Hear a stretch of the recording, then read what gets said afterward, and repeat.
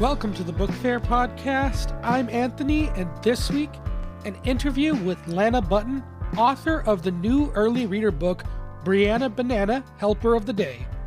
A selection of recent releases, including two from international authors. Freckleface Strawberry becomes the latest title removed from DODEA schools. And laws and groups that are stepping up to fight against book bans. First, let's begin with an interview with Lana Button, author of Brianna Banana, Helper of the Day. Lana, how are you doing today? I'm great, Anthony. I'm very excited to be chatting with you today. How are you? I'm wonderful. Thank you so much for agreeing to be on the podcast. Could you just talk a bit about yourself and about the book that we'll be discussing today for the audience? Sure. Hi, I'm Lana Button. I am a children's author. I have 15 picture books for children preschool to primary grade. I focus a lot on social emotional literacy, and I have a brand new book, Brianna Banana, The Helper of the Day, which is an early chapter book for beginning readers. And who is Brianna Banana? Brianna Banana is the bad kid in the class. She is the kid that everybody knows because she's the one that always gets in trouble. But through the story, we find out why. I hope that you're endeared to Brianna and get a better understanding of what she's dealing with and why she has the behavior she does. And we're all rooting for her by the end of the book. Right. And you say that she's the bad kid. Do you think that she is somebody who is necessarily a bad kid, or do you feel that maybe she's just struggling in some way? Oh, 100%. When I say that, in grade 3, so Brianna's in grade 3. So if you ask a grade 3 class, often that kid whose name is constantly being called, within the developmental stage of a child in primary grade, it's hard for them to see all of the elements of why someone is behaving the way they are. And so she's pegged the bad kid, but she's got the heart of gold. She is actually a fantastic friend. And we come to understand that, she's not the bad kid. She's just, she's misunderstood. Right. And when we're talking about, we don't have the whole picture. We don't know everything that somebody's going through. Brianna, for instance, she is living with her mother and grandmother, and her father is away at work. That is one kind of household dynamic that a lot of people may not be familiar with. Having a father who is away for work, either for extended periods of time, or maybe just works abroad and you never see them. Would you say that is one of the contributing factors to Brianna having difficulties in school? 100%. Brianna has a short fuse, and she's having a really difficult time at the beginning of grade 3 concentrating. And so that's really caused a lot of her behaviors. But we find out early in the book that yes, she's moved away from her trailer that was out in the country that she lived with her mom and dad. So now she's with her mom and her nanny, her grandma that she calls nanny, and her grandpa just passed away. So she's dealing with a lot. So the family dynamic is kind of on top of her challenges in kind of staying focused in class. You even talk about her having difficulty focusing, and that's kind of a fun thing to explore, I imagine, as a writer, because you're writing this character's inner thoughts. And as a reader is reading this prose and is seeing, a piece of paper passed out, and she's thinking about how she's going to talk to the helper of the day and become her friend. You as the reader are reading her thoughts and are not absorbing what the instructions are. And through that, you're also seeing that Brianna is not absorbing those instructions. Right. It was so fun to show where the focus is on her. She was so hyper fixated on her goal of getting her friend's attention that she completely misses all of the instruction from her teacher. So where a child in that class might have been like, oh, she's not paying attention again. What we're supposed to be doing is listening to the teacher. Now we know why she was just so her attention was somewhere else for a few seconds. So I hope that it gives kids lots of chances to giggle. We're laughing with her, we're not laughing at Brianna. And it gives us it's a way of building empathy. So instead of I'm not coming at the story as a drama. I'm coming at it with humor, but I hope it has the same impact of creating empathy and understanding for lots of different children who have different learning styles and different temperaments. And you mentioned building empathy and learning empathy. I believe that empathy is something that's innate. When you look at young children, very young children between the ages of about 8 months to 2 years old, they're very empathetic and caring creatures. So I believe that empathy is almost an instinct, but it's also a muscle that needs to be stretched. 100%. I totally believe that. I think that, for some people, they're incredibly empathetic. It's a natural thing for them.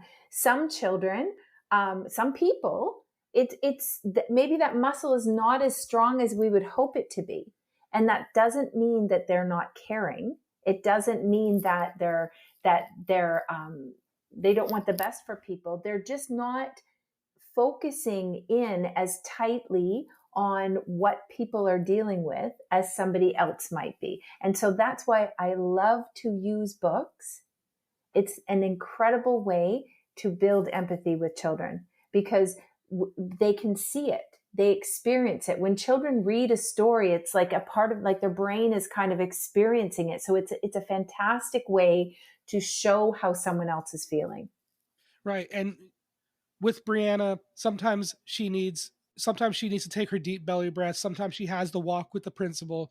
And growing up in school, I'm sure that everybody has had a moment like that or has seen someone else have a moment like that. And so seeing what a person going through that is experiencing and what leads to the frustration and what leads to the miscommunications really is exactly what kind of bridges that empathy. Because when you look at somebody who is not as empathetic and you're saying, well, that person doesn't care, they do care.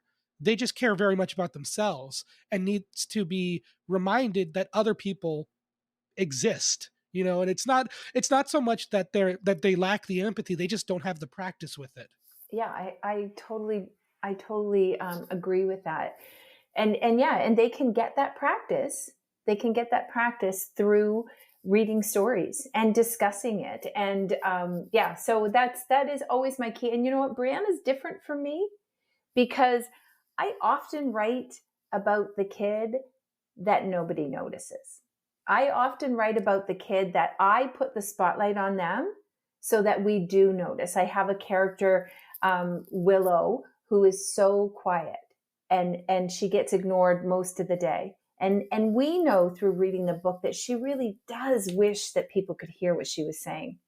And I wrote a story about a character who is the best behaved kid in the class. And she's incredibly anxious because her teacher is away.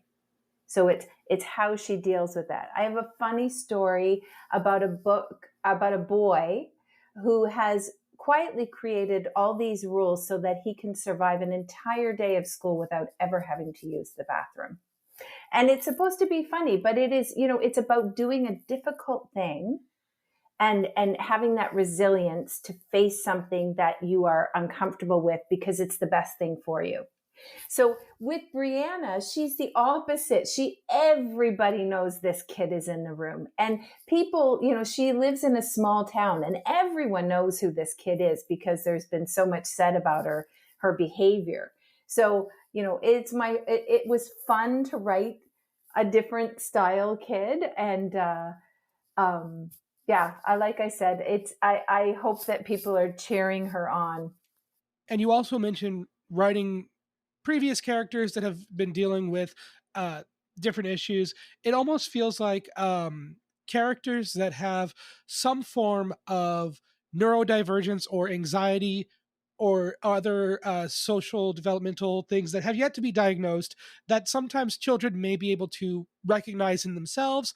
And there's this sense of when you're reading a character like that, if that is something that appeals to you, when you're reading a character like that, it makes a reader feel valid when they have these, like, I absolutely for the longest time also despised using the bathroom in public spaces. I have when I was growing up, I absolutely hated school food.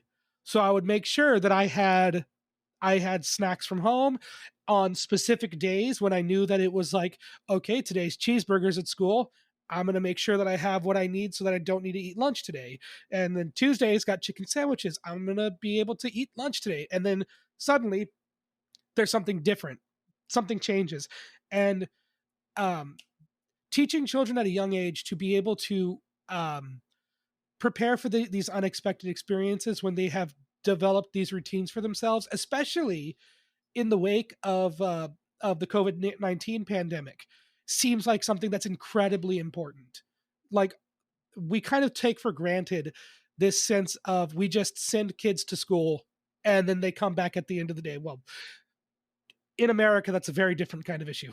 But we kind of take for granted this process of kids go to school to learn things, but also there are important parts about developing as a child. I'm so sorry. I'm rambling at this point. No, I'm with you all the way on this. Using school and socializing at a young age is incredibly important. And how do you feel writing these stories fits into that? I guess that's kind of where I'm going with without letting myself ramble. Yeah. No, you know what? Social emotional learning is huge. You know, at the end of the day, our connections with each other is what makes us happy. And helping children, you know, the small things are the big things when you are primary grade. And you know, we can when we I speak to my audience is primary grade kids. Like I appreciate that they don't have a job that I need the adult to buy the book and possibly read the book. But what I crave is to reach a child and inspire them.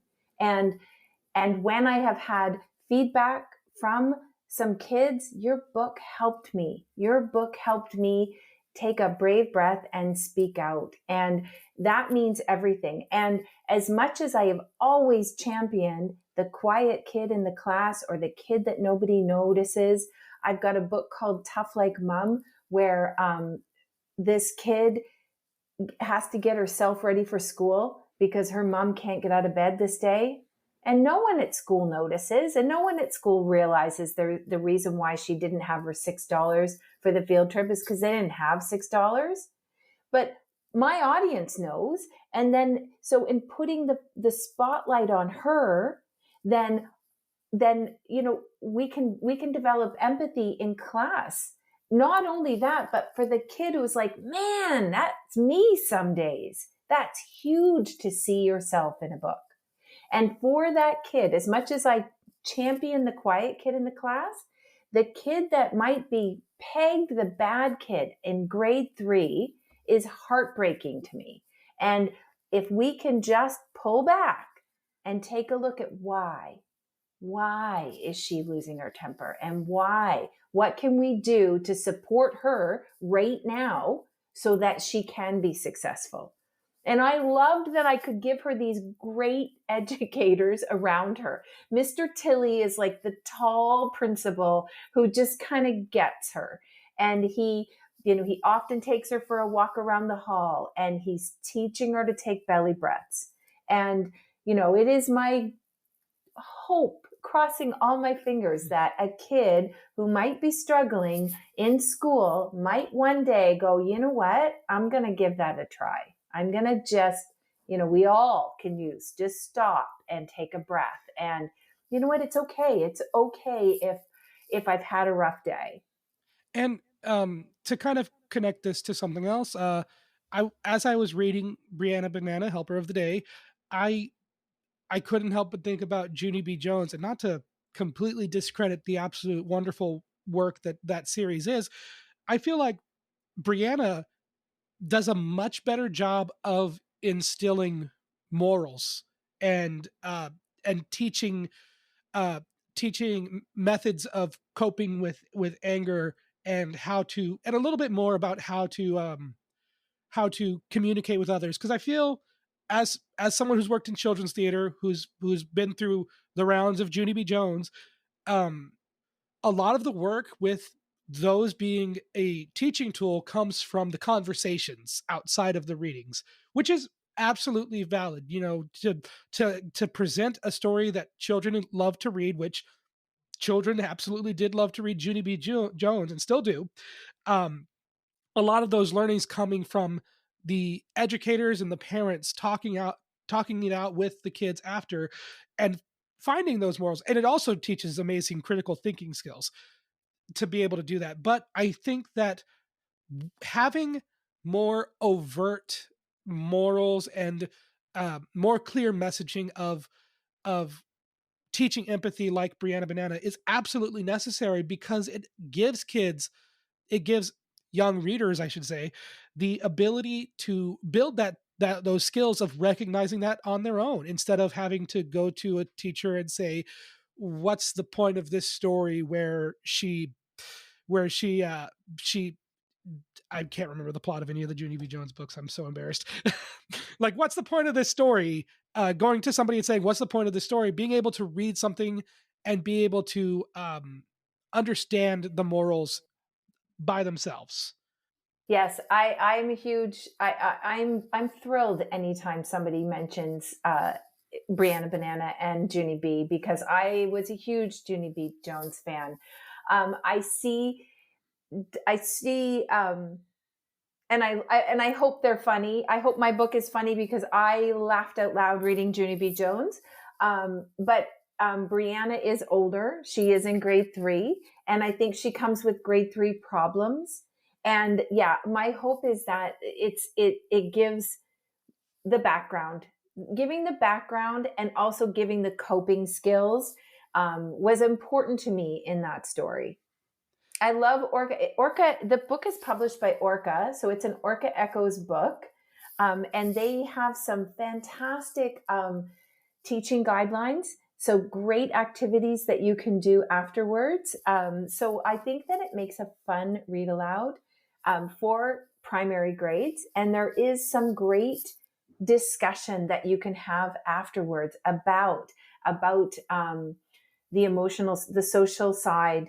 You know, she wants so desperately to have friends, and she's pretty sure that she doesn't have friends right now because, you know, she looks like a banana, and her name, you know, everyone calls her Brianna Banana.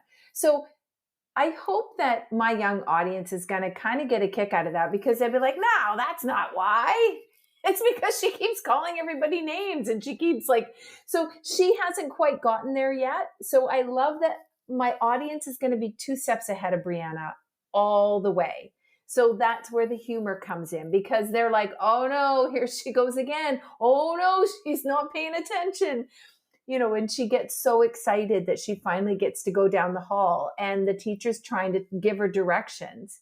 And we hear that she is just in her head. She's like, woohoo, woohoo, it's my turn, it's my turn. So that by the time she finally gets out into the hall, she was like, oh yeah, what? So I hope I like to respect my young audience. You know, I know they're gonna get this joke. I know that they're gonna be 2 steps ahead of her. And so when she finally does get there, I think they're gonna be clapping along with her. You mentioned Orca, and I just want to take a second to say thank you to publishers for compiling resources and learning tools, because that's all kinds of stuff that educators use all the time that authors just don't have the time or the resources usually to put into books. Um, and you also said that Brianna is learning to deal with her issues, but she's not there yet, and that does beg the question of, is she getting there? Will there be more of Brianna Banana? I'm really excited that there will be we've got 3. I just finished the 3rd. I had so much fun writing it, and and it really was a great thing. It's a great story to get lost in and see how much silliness I can add to it. So yes, there definitely will be more Brianna Banana, and I hope that I can keep writing her. Sahara Agawa is the illustrator, and she just nailed this character. The illustrations make the book way funnier. They fit so well. I think they're in exactly the right spots where my young audience needs a visual, and makes it really fun. So I think we're a great partner. We're great partners, and yeah, I think there'll be lots more Brianna Banana. And again, just not one last, but a second shout out for the illustrator, because as I highlight, you know, 3 to 5 books a week. So there's a lot of books coming and going every single week.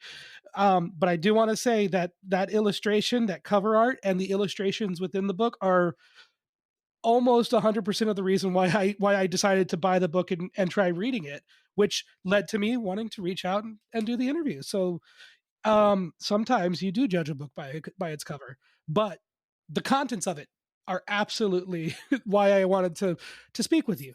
Awesome. I'm so glad. You know what? It's such a partnership when you create the story, and then, you know, I work with the editor, and then it's handed off to the illustrator, and I wait and I find out after. But it was such a fun journey to see where, you know, what she had come up with. And yeah, Sahara did a fantastic job. It's a lot of fun. And kind of on that topic, all your other books so far have been picture books. So this is a little bit different than a picture book. It's an early reader chapter book. Bleh. How was your approach to writing this different compared to writing picture books? I challenged myself to write something longer. I was an actor, so I studied theater, and I've always worked with children, and I've worked like in preschool and kindergarten. So when I would go to write a story, it would often come out as a picture book. I love picture books.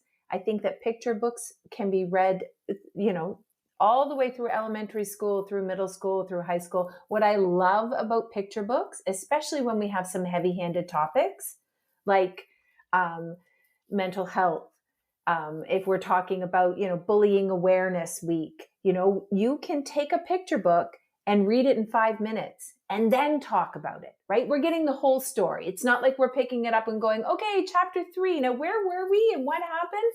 So I love that chapter book or picture books for all those reasons. But I was also the idea that my audience, there's an intimate thing when you read a book yourself, right? That somebody's not reading it to you, that you're reading it yourself. The idea that my audience would have that, they'd be so proud of themselves that they are reading a book.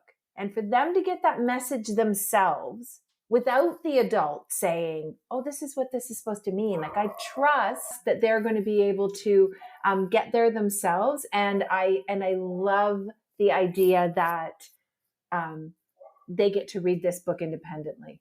Right. And writing in the voice of the audience is absolutely one of the most important things, isn't it? Because Brianna narrates her own story, and how important was it that you absolutely just nail that way that children tend to speak? I've been told I can speak kindergarten because I worked with young children. I love being around children and chatting with kids and finding out, you know, what they're feeling, why they're feeling that way. And so having a conversation with children has always been one of the things that I love the most. Now I'm writing full time, so I do a lot of school presentations. And boy, if I can get in and chat with the kids one-to-one, that is like my favorite time. But as an actor, the character, I've always been strong on character. And this character's voice just came to me. And once it came to me, like I could see her whole character. And it comes pretty easy to me when I think about how she's going to respond or how her brain is working. So it's fun. It's fun to get to spend time with Brianna Banana, but it came pretty easily to me, her voice. You also mentioned that you would sit down to write and they would just naturally become picture books. And it reminds me of there was an interview with the author of Where the Wild Things Are, Maurice Sendak. Yeah. He was asked, why do you write children's books? He said, I write books and my editors tell me they're for children. So to close out this interview, Lana, I just want to ask, I ask this of every author, so feel free to take this in any direction you would like. How do you see yourself and the work that you do as an author? Right. I see myself as somebody who can connect with kids in a very special way. And I am so appreciative of the opportunities to get my stories in print and in the hands of kids. I think that books can change your life. And I think that it can make a significant difference for a child in their confidence, in their self-esteem, in their resilience, in their empathy, in their understanding. And the fact that a book can help is incredible. And when I hear that a story that I've written has helped a kid, it just makes me want to write another one. It makes me want to keep trying. There's a lot of negativity and rejection and loneliness when you're a writer. But wow, when you hear your book helped me, I liked that book. I remember, I have to tell you quickly, when I was in kindergarten and there was a little guy who never used the bathroom at school. And I gave him my book, Raj's Rule for the Bathroom at School. And he said, Mrs. Button, your book helped me. And I was like, oh, thanks. So, it's a beautiful spot for me to be in. I will do it until my fingers don't work anymore because I love this job and I'm very lucky that I've got books out there and I look forward to writing more. Thank you. That was an interview with Lana Button. Her latest book, Brianna Banana, Helper of the Day, is available now. You can find more from Lana Button at lanabutton.com. Coming next, highlights of recently released children's books. But first, if you enjoy the work being done on the Book Faire podcast, you can show your support by simply rating or reviewing the podcast wherever you are listening now. On YouTube, you can like, comment, and subscribe. You can also follow the podcast on Blue Sky at Book Faire Pod, or go to patreon.com/thebookfair. This is the best place to find resources that are shared on the podcast, as I will always post direct links to patreon.com. You can follow for free. No payment is required to access those resources. The best way to support the podcast is to simply share it with a friend, a relative, an educator, or a young reader in your life. Now, on with the show. Now on to recent releases, beginning with Halfway to Nowhere, written and illustrated by Jose Pimienta. This title includes a disclaimer from Random House Graphic stating, Halfway to Somewhere was penciled and inked traditionally and colored and lettered in Photoshop, meaning that no generative AI was used in this work. Pimienta explores themes of identity, belonging, and the complexity of compulsory assimilation via Ave, a Mexican youth struggling to adjust after moving from Mexicali to Lawrence, Kansas. Ave feels displaced in her new environment, watching her younger brother Ramon effortlessly make friends while her relationship with her mother grows tense. Ave also misses her older non-binary sibling Cruz, who stayed behind in Mexicali with their father. Despite struggling to learn English, she befriends an intersectionally diverse group of peers, each navigating their own identities. These relationships help Ave reframe her situation, fostering personal growth and reshaping her perspective on family and belonging. Clean, rounded illustrations rendered in soft, muted pastels create a warm, approachable atmosphere that complements the graphic novel's introspective ambience. Careful paneling alternates between broad scenes that showcase Kansas and Mexicali landscapes and intimate close-ups of characters' expressions, which heighten emotional resonance and adds rhythmic pacing to the narrative.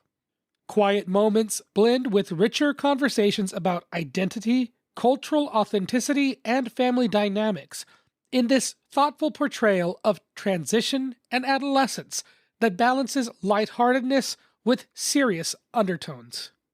This book is recommended for ages 8 to 12. Next, The Enemy's Daughter by Anne Blankman. In May 1915, following a long stay with American relatives, Martha, 12, and her father are traveling home on the Lusitania, bearing false identity papers to hide their German citizenship. When the ship is bombed by a German submarine just after Martha's father's nationality is uncovered by another passenger, they jump overboard together. Father and daughter survive but are separated, and quick-witted Martha must make her way alone. Relying on her talent for adopting different accents, she poses as American, then English, then Dutch, as she journeys from the Irish fishing boat that rescues her to the English city of York, where she is taken in by the Irish O'Sullivans. Wandering between disbelief that her people had bombed Lusitania, hatred for the greedy English and Irish, and guilt and confusion about her deepening friendship with the family's daughter Claire, and the heartfelt care they all provide, Martha grapples with her subterfuge. As she demonstrates consistent bravery through unusually challenging experiences, Martha's naive viewpoint expands to encompass a unity of mankind. This well-paced story offers a look into World War I history from the seldom-told perspective of a child whose native country is often depicted as the enemy. This book is recommended for ages 8 to 12. Next up, Cassie and the House of Memories by Dean Stewart. Stewart's tender graphic novel debut presents a fanciful and uplifting take on memory loss. Time is different for Grandpa than it is for us, Cassie's grandmother explains whenever Grandpa seemingly loses clarity. After Grandpa disappears into the woods, Cassie gives chase, soon finding a strange building shaped like a man's head. Inside the structure, she encounters a cavernous Escher-inspired hall filled with picture frames, and gleans that this is where Grandpa's memories are stored. Upon entering one of the frames, her initial delight at meeting her grandfather as a young trumpet player is disrupted when the memory shatters into confetti. Discovering that she can interact with the recollection's happenings, she enters several more, determined to help preserve each scenario. Though her plans often fail, Grandpa reassures her, quote, "They can't take away the stories we tell. Those we get to keep forever." Depictions of the house capitalize on disorienting architecture to emphasize the complex nature of memory. Sometimes psychedelic renderings of everyday occurrences add a touch of absurd whimsy to a story, while tinged with sadness, approaches dementia with curiosity and respect. This book is recommended for ages 8 to 12. Next up, a picture book. How Do I Wonder by Gianna Davy, illustrated by Brenda Rodriguez. Davy and Rodriguez spotlight wonder with this rhyming picture book about the portable power of contemplation. Sing-song, sometimes on-the-nose lines applaud the brain's capacity to amuse through interest and observation. Faithfully visualizing the speaker's various reflections in oversized thought bubbles, warm-toned artwork, and querying text that emphasizes inquisitiveness. On one page, lines consider dinosaurs' expressions. Quote, "Did dinosaurs know how to smile? To frown? How could you tell they were happy or down?" While another features a tree blooming with candy. Quote, "If I plant a treat, will a candy tree grow?" And a rainbow-shelled snail observing a turtle. Quote, "Do snails look at turtles and think they are slow?" The cumulative result is a picture book of boredom-busting curiosity in action. This book is recommended for ages 4 to 8. And finally, Oasis, written and illustrated by Guo Jing. Siblings Gigi and Didi are left behind children living on their own in the desert landscape surrounding utopian Oasis City, in which their mother works tirelessly to save money so the kids can live there with her. After their mother misses their daily phone call, an occurrence that requires Gigi and Didi to brave sandstorms and the constantly shifting dunes on their trek to the desert's lone payphone, the children embark on an unexpected journey to the local dumping ground. While digging through Oasis City's discarded, obsolete tech, they encounter a robot and activate its mother's mode, hoping it will help them navigate their parents' sudden absence until her planned return for the annual Moon Festival. Soft lines and simple character designs by Guo Jing emphasize Gigi and Didi's youthful vulnerability and optimism amid a somber landscape devastated by pollution and climate change. The delicate pencil shading invokes a powerful sense of tone and atmosphere, while large, uncluttered panels inject a feeling of intimacy, even in the vast desert. It's an evocative and moving graphic novel tale of sacrifice and what it means to be a family. This book is recommended for ages 8 to 12. Now on to the news, beginning with a follow-up from a story from last week. As covered on the previous episode of the Book Faire podcast, the Department of Defense Education Activity, which oversees public schools in 11 countries around the world, sent out a memo to administrators to remove books in compliance with recent orders from President Donald Trump. One book, Freckleface Strawberry by actress Julianne Moore, is one of many books that have been swept up in the ban.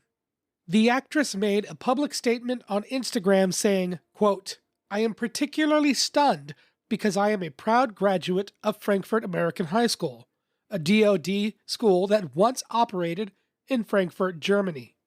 I grew up with a father who is a Vietnam veteran and spent his career in the U.S. Army.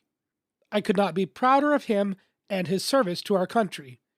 It is galling for me to realize that kids like me, growing up with a parent in the service and attending a DoD school, will not have access to a book written by someone whose life experience is similar to their own.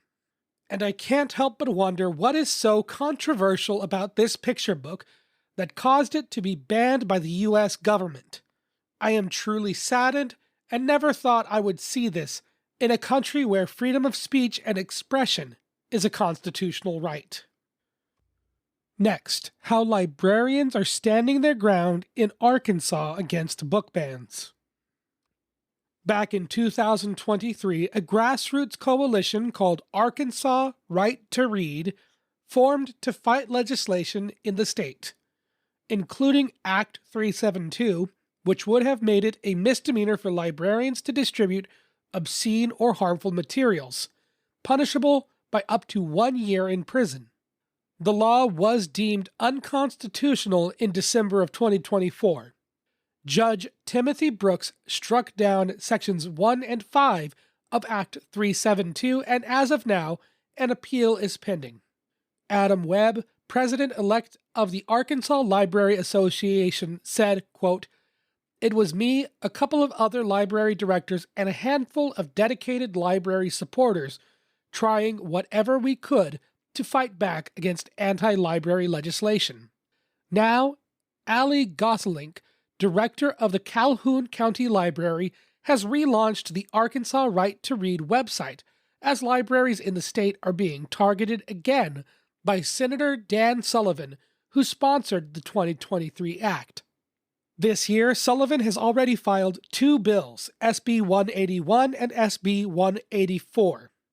Senate Bill 184 sets to abolish the Arkansas State Library Board and Arkansas Educational Television Commission. Senate Bill 181 would loosen requirements for regional library directors, which would open the door to unqualified pro-censorship extremists to positions where they could decide the fate of books under review. You can read more on the bills by checking the sources provided at patreon.com/thebookfair. Following is free and sources are always posted there. Rounding out the episode, New Mexico introduces a bill to protect the freedom to read. A quick reminder first. In most state legislatures, bills are numbered in the order they are introduced. A lower bill number can sometimes correlate with its priority as they are filed earlier in the session. Now, that being said, House Bill 27 would require public libraries to follow their current guidelines for challenging and